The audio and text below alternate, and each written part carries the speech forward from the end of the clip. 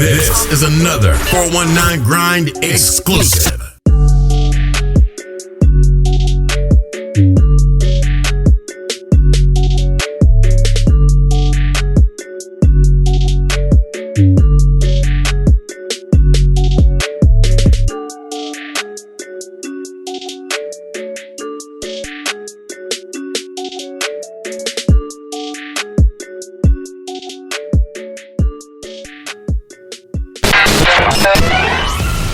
You're listening to the 419 Grind Podcast, Toledo's source for exclusive news in music, business, sports, and entertainment.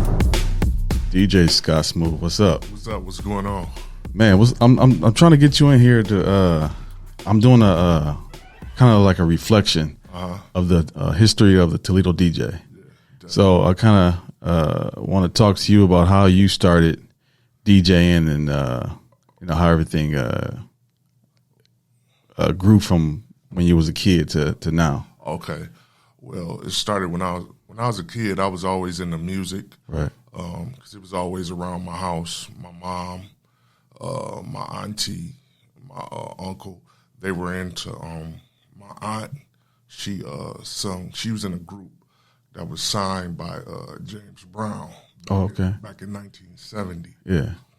And my uncle, he was in cover bands and stuff like that. Like he is signed with Sugar Hill Records back in the day, back in the late 70s, early 80s, but their record never came out. Okay. And then he got into playing for gospel groups. And then, but I was always into the music because it was always around my mom's house. She always had Stevie Wonder, Donny Hathaway. So when I got about 5, I started listening to the radio. And my mom used to ask me, always used to ask me what you want to be when you grew up. I was like, I want to be a DJ because I was always fascinated with the DJs listening to the radio. Right. And then once I got about 5 or 6, I started collecting records. So you wanted to be like a radio DJ? I wanted to be I wanted to be a radio DJ until I seen the hip hop DJ. And that was down the line. What year was that when you? When I wanted to be a hip hop DJ is when I seen. It was about 83, 84. Run DMC. Okay. They came to Scott High School. Oh wow! With New Edition, and my dad, he had something to do with it, so he took me and my brother. But I missed Run. He took us. We got there late. Yeah. But didn't get to see Run DMC. But Jam Master Jay was still on the turntables, but warming up before New Edition. And once I seen Jam Master Jay doing that, I was hooked. Yeah. Yeah. So that really made me get into the hip hop DJing. Still didn't have 2 turntables. Okay. So what I did, I used to make tapes, and I used to make pause tapes. What a pause tape is, if you want to keep the loop or keep a certain part of the song continuous, I used to make pause tapes all the way up until I was about 11, 12. When did you start doing that? I started making pause tapes when I was about 7, 8. Really? Yeah. Wow. Yeah, I was doing that since I was about 7 or 8. Okay. And then for my 11th or 12th birthday, my mom bought me one of those Radio Shack mixers. Okay, yeah. And by then I had a record player. So I took her turntable and then put it all together. And I had 2 turntables. Okay. Yeah. So that was the start of me DJing. Yeah. And then once I got to about the 6th grade, I was DJing, beatboxing. Me and my friends, we started a little rap group. Okay. And we was around the school. The principal used to let us come in there and rap during the lunch hour and beatbox and stuff like that. And then the summer after my 6th grade year, right before I started Robinson, I used to have my homeboys come over. We used to rap over instrumentals and stuff like that. Yeah. I was still in the DJing, but I wasn't into blending and stuff like that. Or what DJs doing now. I was just into scratching the instrumentals for my homeboys while they rap. Yeah. So. So you was the DJ of the group? I was the DJ of the group. Okay. Because I had the records. You know right. I had the records. What elementary did you go to? I went to Old Orchard. Old Orchard. Okay. Yeah, and then went to Robinson. Then I went to Robinson. Yeah. Okay. What was the name of the group? It was called the B-Boy Posse. Okay. And this was, I say, maybe like, 88, 89. Oh, okay. Yeah, B-Boy Posse. Yeah, B-Boy Posse. It was about 3 of us, about 3 or 4 of us. We performed at a couple talent shows at Robinson in junior high. Okay. You know what I'm saying? And so after junior high, like what happened once you got to high school? Were you still the once I got to high school, I still did it. You went to Scot, right? I went to Scot, but I got into sports. So look, I got into sports. I was always into sports and DJing at the same time. You got kind of deep into sports. I got a little bit deeper into sports. Right. So, but at the same time, I was always collecting music, right, DJing, making mixtapes. Once I got to high school, that's when I started making more and more mixtapes. Okay. And selling them. I used to make mixtapes, I say starting maybe like 89, 90, 91. Okay. Because a friend that came over and that was DJing that was much older, he had shown me how to make a mixtape and make every song blend. Transitions and stuff like that. So I learned from that, and then I started making mixtapes. Okay. Yep. And my mixtapes, what I would do is I wouldn't have enough money to get a haircut. Yeah. I would sell the mixtapes to the barbers. Oh, wow. And that was your haircut. That was my haircut. So yeah. So that was my thing. And then it really in high school I DJ'd, like my junior and senior year, I DJ'd a couple hops. Okay. But it really took off after about my junior or senior year. Okay. Because I had a homeboy that was older than me. They had a radio show. They were going to UT. Okay. And what I used to do, I used to go with them to do their radio shows. And they used to have extra records at the radio station. They used to give me records then. And then also, when I was in high school, I was on the radio station at Scot. I did that too for a while. Yeah, I did that. I did 88.3? 88.3. Yeah. I did that my junior and senior year. Okay. And that transitioned me into getting into jazz music. Yeah. And that's when I really found the love for jazz music. Right. Because I used to have to do commercials and commercial breaks and stuff like that. Okay. But in the meantime, in between time, I would take the jazz records and put them on tape. And in the station? In the station. Okay. Put them on tape. Yeah. Take them home and listen to them. Try to make breaks and beats out of off the jazz. Off the jazz. Is that why you got DJ Scot Smoove? Yeah, that's a reason too. Okay. But I might get into that. How I got the name DJ Scot Smoove was my sophomore year in high school. We were on a black college tour. Okay. And everybody was getting they had an airbrush guy by Morehouse. Right. Everybody was getting airbrush shirts with their name on it. He was real talented. Could draw you airbrush just like that. And what we did, I didn't have a nickname. Okay. So my homeboy, I had my DJ name it started in the late 80s to like 90, I say 87 and 90. My name was Scotty D. Okay. then I took the Scotty off, and from I say late 89 to 92, it was just DJ D. DJ D? DJ D. No Scott? No Scott. Okay. Then in 92, like I said, let's take us back to the college tour as they was getting the airbrush. We basically, what we did, my homeboy was like, okay, we're just gonna He's like, why don't you just say your name, Scot Smoove? I was like, yeah, that's a cool ring. Yeah. And I just stuck with it. Okay. My boy, B Nat, he gave me that name. Okay. Yep. And I just stuck with it. I was in, I say April '92.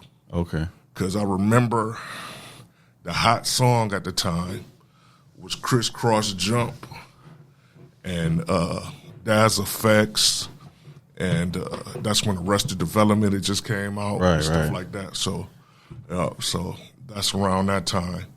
And then in '92, I was still doing stuff. We were going to by then in '92, '93, me and my homeboys, we was booking studio sessions. We would book studio sessions for like an hour. Really? And go in there and make demos. Make demos. So I would get the records together at home. Right. Take them to the studio. Had an engineer put them together how I wanted it. And that was your mixtape? No, and that was the beat for the Oh, okay. For the rap group. For the rap group, okay. Yeah. And at the same time, I was still making mixtapes. Right. Still making mixtapes, selling them and stuff like that. So. Yeah. Now, what I know you talked about working in a radio station at Scott. Like, what other kind of influences besides the jazz music did working at the radio station have on you being a DJ? It taught me the basics of radio station stuff. Yeah. You know what I'm saying? How to do a ad and stuff like that. You know. Yeah. How to do logs and stuff like that. So that's I did the radio station. It was partially at the end of my junior year and my whole senior year. I worked in a radio station, and from that point on, for me, that was like, okay, this is because I'm around music. I love music. My dad was a jazz musician. Yeah, so, I heard about your dad. Yeah. He was a jazz musician, so working out at the jazz radio station was like perfect. Yeah, I love music, and then people were like, oh, you got a radio voice. You should do radio anyway. Yeah. But I never actually did it for a little bit after high school, but it was something. The environment wasn't fitting for me. Yeah, I didn't like it either because I used to get into a lot of trouble. Yeah, because the simple thing at the Scott Jazz radio station, they wanted to play a lot of bop jazz. Yeah. I liked it fusion. Yeah, I liked it George Duke. Right. Ronnie Foster. Yeah, you know what I'm saying. Right. Idris Muhammad. Right, McCoy Tyner. The guitar. McCoy Tyner. He was more of a bop because I was into the electric jazz. The guys that played the keyboards and the electric piano. Yeah, McCoy Tyner was a guitarist, so yeah. McCoy Tyner was a pianist. Yeah, it was pianist. Yeah, You're right. Piano, and I got a few of his records. I didn't start liking McCoy Tyner until I got older. Right, because he wasn't on the keyboards. I was on. Yeah, he was straight piano. You're right, straight piano. Yeah. So I was in the George Duke, all the electric stuff. You know what I'm saying? Yeah. I was in the fusion. I was more into the jazz fusion. Because the actual fusion, like George Duke with the electric piano, that's where Stevie Wonder kind of came in and used that same style for R&B. Yeah. So I was into that, and I used to get in trouble because back then we had CDs, and on the CDs they said I know they were called NFAs, not for air. What was the teacher's name? Cushel. John Cushel. Cushel was the teacher, and Jonathan Turner was the program director. Right. And see, what happened was when I played a record that was NFA, not for air, Jonathan Turner would call and say, hey. That happened to me before. Jonathan was calling on the phone. I didn't answer. Right. I was playing, I don't know if it was George Duke or somebody. Yeah. And John Cushel busted in the room, was like, what are you doing? Stop, turn it off. I'm like, it's jazz, right? Yeah, it's jazz. Yeah, I got in trouble. It was very formated jazz, but I started as I got older, I got into that jazz like Ahmad Jamal and stuff like that as I got older. Okay. And so I took that what got me into loving jazz music. That was one thing. Mm-hmm. And then when I was listening to Tribe, I was a real big Tribe Called Quest fan. So once I found out they were taking jazz loops and putting hard drums over it, turning into hip hop. Right. I was. Yeah, that was my style of hip hop back then. Yeah. I mean, I was, of course, a Public Enemy was probably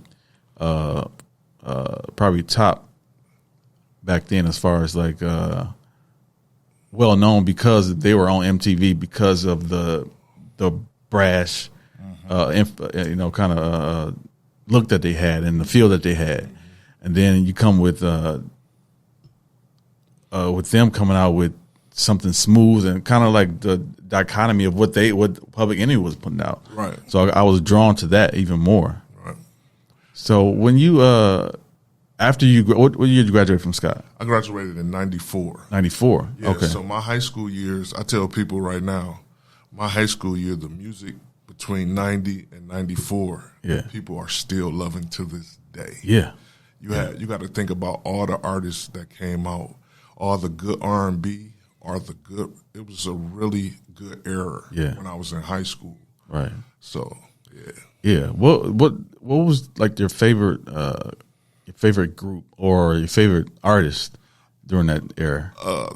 During that era, I was like I said, I liked the Tribe Called Quest. I was a real heavy Tribe Called Quest fan. Yeah. Then I liked it. I liked it. EPMD. Mm-hmm. You know what I'm saying? I liked it. I liked a lot of Snoop Dogg. It just dropped. Yeah, 93. 93. Yeah. My senior year. Right. So I was in the Dr. Dre, Snoop Dogg, NWA. So I liked the Digital Underground. So you were West Coast and East Coast. Yeah, I liked it. I liked it all. If it had a funky groove. Right. I could never get into East Coast at all. Really? Wow. No, seriously, I was and that was a thing, man. If you like the East Coast in our city, you were kind of like an outcast. Yeah, yeah. But see, I was in a rap crew. It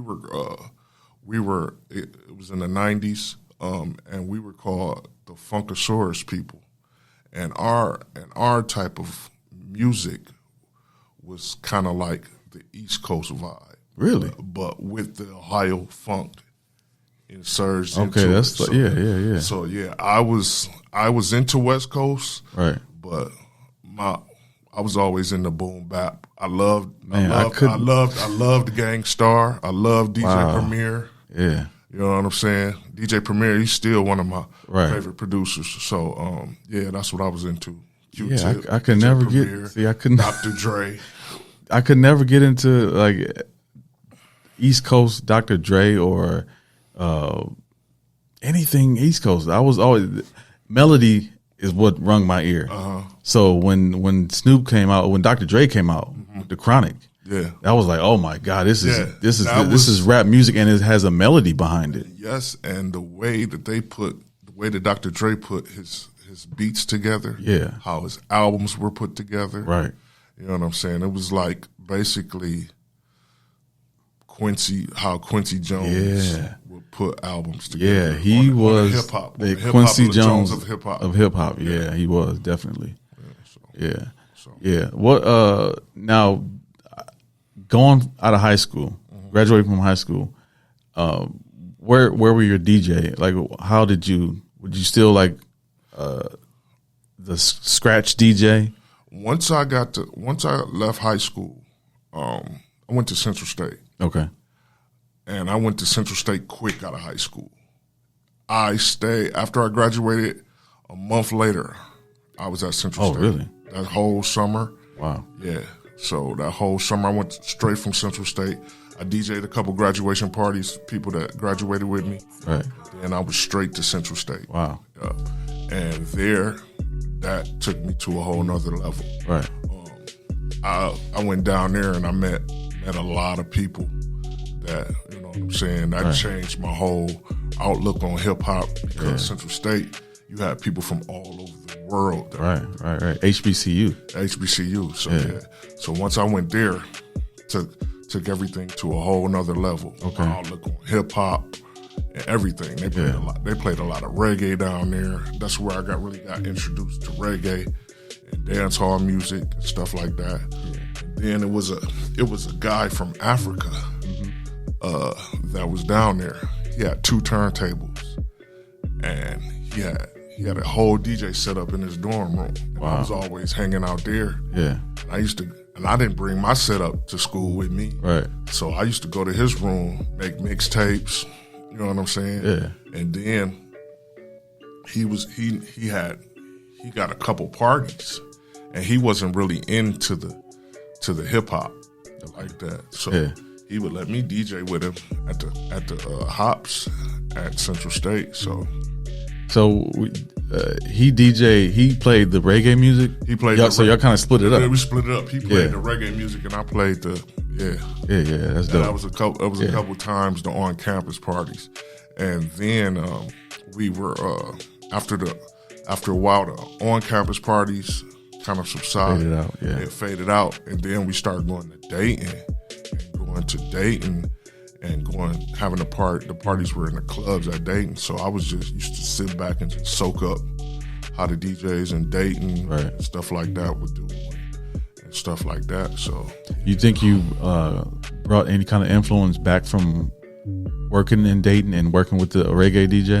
Yeah, definitely. Through the years, once I got back from Central State, a few years later, once I got on the college scene here, see my college scene here in Toledo in this area in Ohio was, I say, from 98 to maybe 2003. Okay. I was doing most of the parties at UT and Bowling Green. Okay. Those 5 years. Right. Yeah. So where did you go from there? Like, were you ever from like the time when you were like a rap group DJ to transition into a club DJ? Club DJ. Like, what is? I know there's a difference, but can you explain? Like, I mean, it's not really a transition. See, the thing is about DJing, it's all about timing. Right. If you got when you're a rap DJ, you gotta be on good timing with the MC. Right. You know what I'm saying? When to make the transitions and everything like that. Right. Just like in the club. DJ in a party. You got to know when to make the transition. You know what I'm saying? See, the thing about DJ in a club is you gotta know which records to pick out. What's the crowd feeling? Right. You gotta have some type of connection with the crowd to know what they're feeling. Yeah. Not even with them asking any requests. You just gotta know. Right. You know. Yeah. Gotta be in tune with the crowd. Right. What hot songs are out and whose favorite song and who's in the club and because a different crowd can like a different crowd, man. I've DJed parties where I've not played not one rap song and rocked it just like I played a rap song. Wow. So yeah, man, it's all about your crowd. Right. It's all about who's in that crowd that's gonna they got the best energy that's setting the tone, and you take it from there. Yeah. Do you think there's a difference between DJing a party in the 90s, in the early 2000s, or DJ a party or a club in the 90s and early 2000s to what it is now? Yes, definitely. What's the difference? Back then, I would do a half hour, 45-minute ghetto tech house set. Mm-hmm. I could even play a lot of reggae. Okay. And stuff like that. Right. And it would hit. Dance floor went clear. Right. Somewhere it got lost. Right. Well, you know what? We don't dance. We don't dance. And then we were dancing. Yeah. You know what I'm saying? You would play your ghetto tech, your reggae. You know, you could even coincide those together. Right. You know what I'm saying? And, you know, that was always a good thing. And how's it now? Now it's just the newer stuff that they like into a slow set.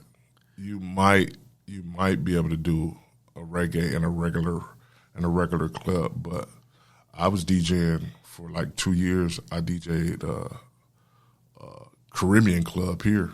You know what I'm saying? The one on Bancroft? Yeah, the one on Bancroft. I DJ'd there for a couple of years, and that got me back in tune with the reggae. How was the feeling there? Oh man, beautiful. beautiful. Like back in the day. Oh yeah, and that was the feeling. It gave you a feeling like back in the day because you were playing reggae music, and then after the reggae set, right, you would have the Futures, the Jeezys, and stuff like that, and people will still be vibing. Yeah, you know what I'm saying? Yeah, that was a beautiful thing because you had different cultures, right, meshing together, and so that was always a beautiful thing too. Yeah, it's crazy now that you go to a club or a party and it's like you playing the what's hot right now, and they just chilling. Yeah, it's just more of a vibe and people in their phone, bobbing their heads, and if they don't know the song, they shazamming it. Right. Okay. Yeah. Okay, I know. Okay, that song's the culture is totally different. It's different. Yeah. Social media. It's like I want to say social media kind of ruined it, but social media it brings on a different culture with everything. Right. Even with parenting, everything. Yeah. When you talk to your kids, I can text my daughter all day. Right. while I'm downstairs and she's upstairs. Yeah, just texting. Yeah. It's crazy. And back then, you know what I'm saying, we had to, we had to talk on the phone. Yeah. Communication was a lot more open and different. Yeah. So, even at a party, at a club, back then you socialized. Yeah, you dance on the floor, you socialized. Now, if I'm at a party, I'm like this, and I'm talking to the girl standing over there, texting her. Yeah, it's crazy. I mean, that kind of goes in with the music. Yeah, it's like they feeling it. They probably having the best time of their life. But it's the phone. It's on the phone. They posting it on Facebook. Right, posting it. The first thing I see now is a lot of girls when they song come on. Yeah. They dancing, holding up their phone, right? Their favorite song, letting them know, hey, this is my favorite song. I'm jamming at the club, and I think that's a beauty thing about social media, right? Because I wish we could have had that back in the day. Because you sharing your experience with everybody. You sharing your experience. I'm having a good time, right? Yeah. I mean, it would have been dope back then. DJ's playing my favorite song, right. So they feeling you, right? They feeling you, and they sharing their experience. Yeah. So I look at it as a pretty good thing. Yeah, I mean, I wish we had that back then because those experiences back doing I grew up with my cousins Major and Marquise McCormick and Tanisa and Jerry and my brothers and sisters, and we had my uncles and Darren McCormick and Anthony McCormick, my uncles Arvie and my cousin Ray McGlown and Crystal McGlown and Catrice McGlown. Like we had house parties. Yeah. Like it was the 90s. 90s, yeah. House parties, like 90s. Real house parties. And that's what I notice now. I would get a person at least once a year that would come up to me and they'd be like, "Hey, what's up, OG?" And they'd just ask me, "How was it growing up in the 90s?" Yeah. I would tell them, "Man, it was beautiful." Right. It was beautiful. You hear this music, how this music makes you feel now. That's how we felt. That's how we felt, man. Back then. It's a totally different vibe. Like you can't even really express like the like everything was so involved. Right.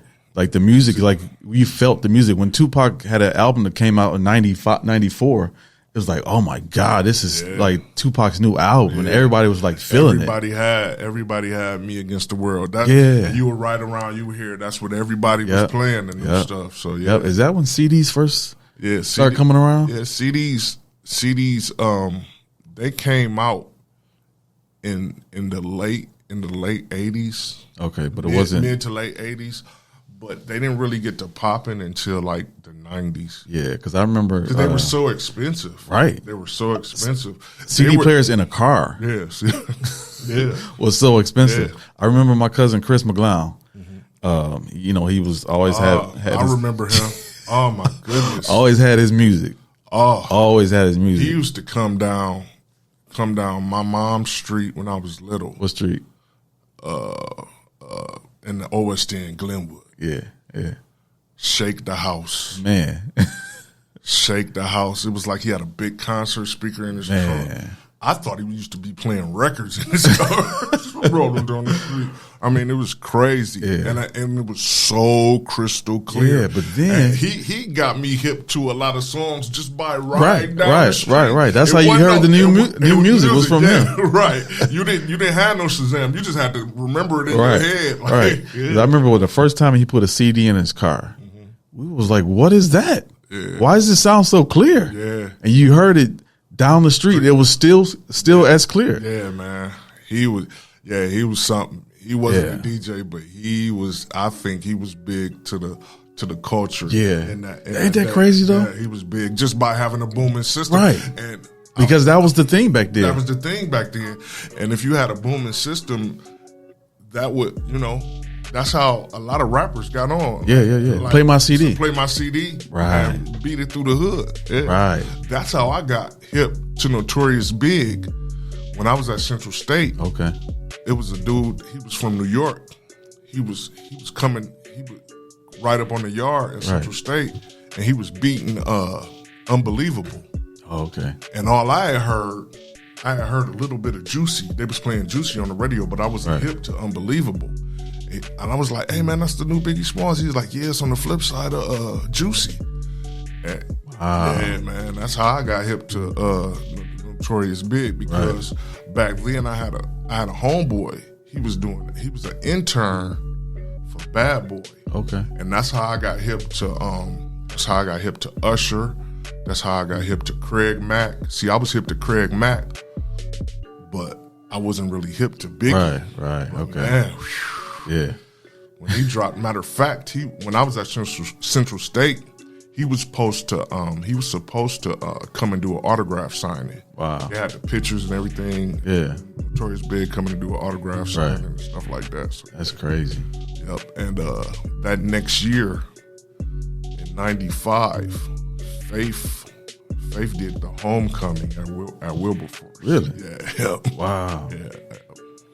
It's like the culture is so different now. Yeah, it is. I mean, Faith was huge back then. Yeah. That's just like Beyonce now coming.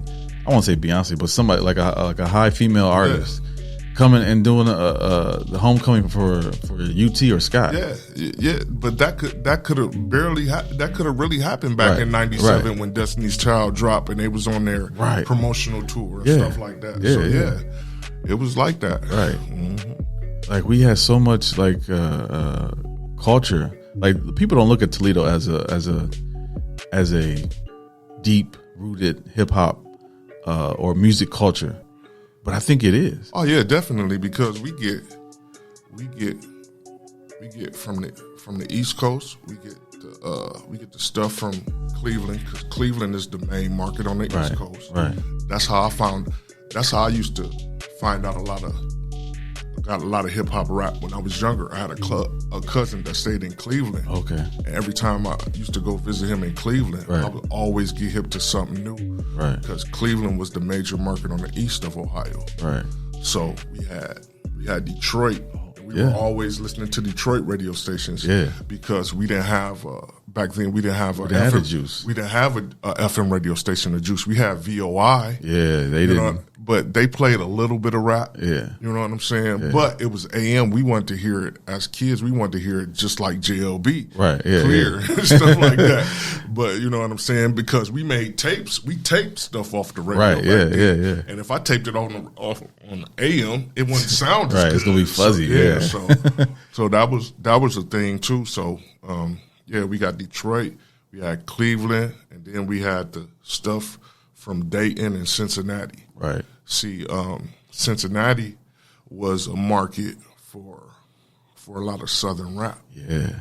See, that's why we got so much, huh? Mm-hmm. From all different types. Yeah. Chicago was not that far away. Then we got Chicago. Right. We got the house music and ghetto tech from Chicago and Detroit. Right. Which is I-94. Right. You know what I'm saying? And then we got the Southern rap, because that was a major market for Southern rap, like Master P. Yeah. Like in the late '90s when he was coming up. Right. You could go to Cincinnati. Really? and get a lot of his music if it didn't make it up here. Yeah, I had a homeboy. He had every Master P record in the late 90s. Wow. Yeah, because he was down there at UC. You know what I'm saying? So that's crazy how that the record industry did that. Like they only really marketed their demographic. Yeah. Because back then it was separate though. Yeah, it was separate. It was a lot. It was. I mean, you couldn't go to New York and play Master P. Yeah, you couldn't. You probably still can't now, but I'm saying you can now. You now can they, now? now they embrace it, Right? Know, because it was that era, right? You know. But it's like back then you could not bring that. It was very musically segregated. Yeah. You know, from different cities. Yeah. Like we would play stuff that was the great thing about the college scene, because you had people from all over. Yeah, so it kind of meshed everything. Meshed everything. Yeah. Right, because even though you're from the South, you got Atlanta. Yeah. And then you got New Orleans. Right. Those are totally different. You got Houston. Right. Which is totally different. You got UGK in Houston. You got Ghetto Boys. Yep. And then in Atlanta, you got Outkast. You got Jermaine Dupri, whole camp. Dungeon Family. Yeah. Right. And then in New Orleans, you got No Limit, Cash Money. Yeah. So those are all South, but they have their own different feel. Yeah. You know, the New Orleans, they got the bounce movement. Right. You know what I'm saying? And right. Atlanta was a whole different. It's trap. It was trap, but before that, Atlanta had a bass movement too, like Miami. You know what I'm saying? They had a bass movement. You know what I'm saying? Because remember in the 90s, Jermaine Dupri would bring out those bass records like My Boo and, you know, Shorty Swing My Way. That was all off bass. Okay. Yeah. Now, being a club DJ, do you get people to come to you and say, "Hey, Scott, can you do my mixtape?" Yeah, I've got that before. You've got that. Have you done any? I've done a couple before. This is not. Yeah, I've done a couple before. I did I hosted a mixtape with Magic Wine and Sakosa maybe about 2009, 2010, and I did that. Rest in peace, Sakosa. But yeah, that was the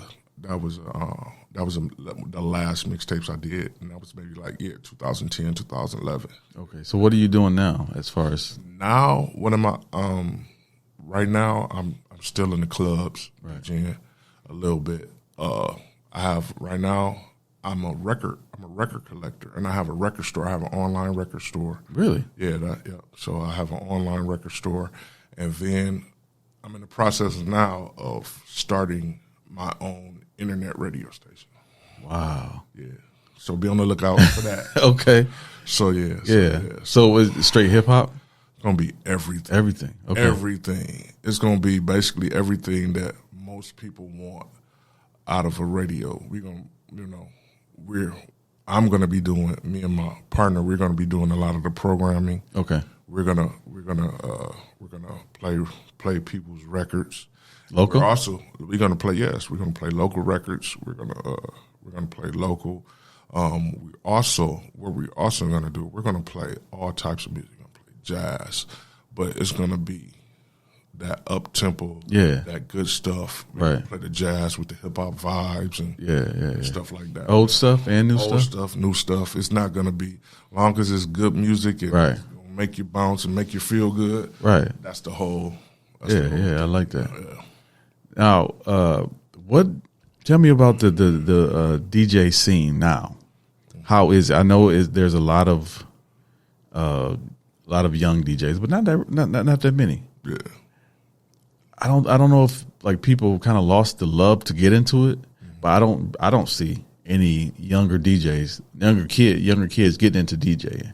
Like, how do you see the DJ progression as it is now?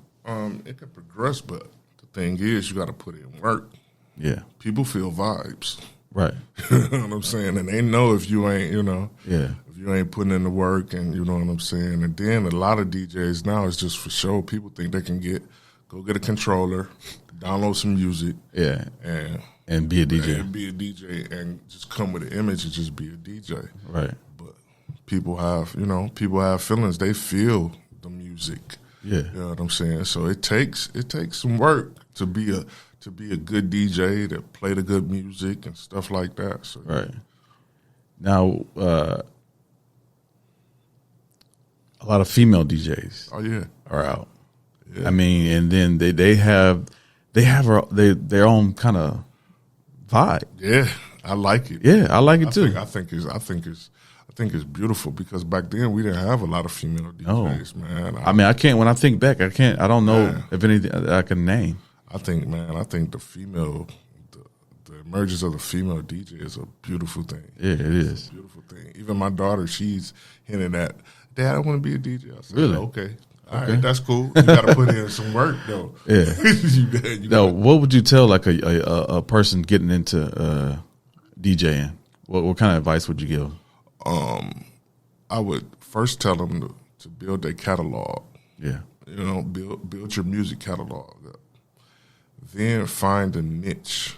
You know what I'm saying? Yeah. Because DJing is all about your rhythm. It could be a DJ. You can have the greatest image. I've seen so many DJs that might have the greatest image, have the best DJ equipment, the image and everything, but they're not they can't really move the crowd on a consistent basis. Right.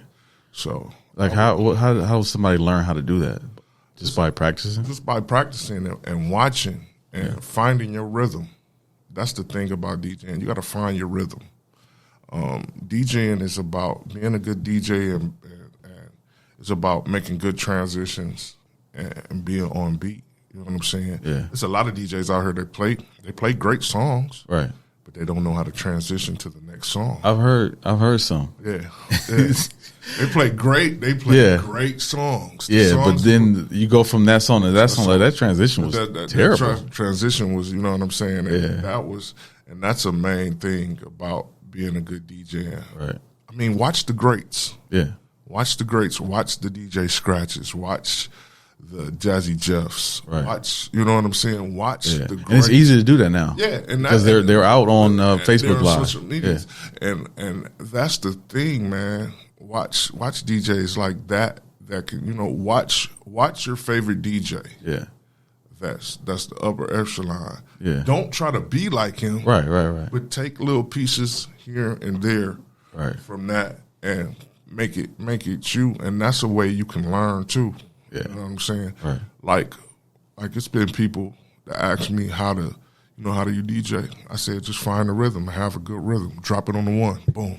Right. Drop it on the one, boom. You know, and then if you can it's DJs that we call it slam. Okay. Slamming is just dropping the records. You know what I'm saying? If you can't transition, just slam until you learn how to make a transition from record to record. That's dope. Slam, yeah. Slam, just drop it on the one. Right. Cue your records up. Yeah. Cue your records up, and at the right part of the song, right, and just drop it from there. Yeah. Now, where can people find like where you're DJing at? Right now, because of club situation, is different. Right now, I'm doing a throwback night at the Agenda. Okay.